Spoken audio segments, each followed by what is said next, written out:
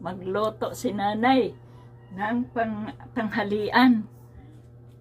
Gusto ninyo ulam na magprito kami ng isda na salmon.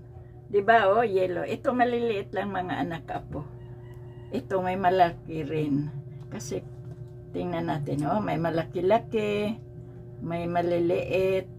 So itong mga maliliit gawin namin ng sabaw. Ang halo natin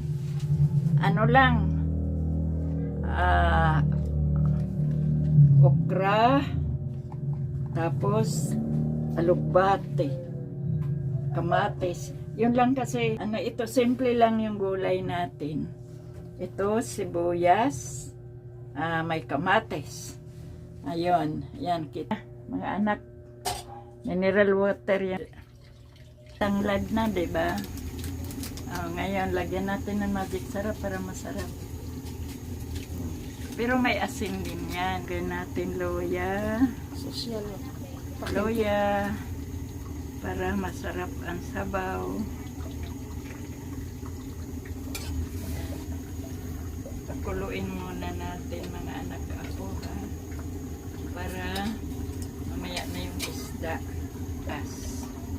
Yun. Sibuyas, kamatis, pagkulo. Lagay na natin yung isda. Isda. Tatlo lang ito mga anak ako, ha? Kasi may prito naman. Ayan na. Lagay natin. Masarap itong isda na ito. Mahal lang. Kasi may yun. May mga tinanggalan namin mga anak apo ng buto. Kasi hindi maganda yung mga buto-buto kasi. Gulay na alugbate. Alugbate.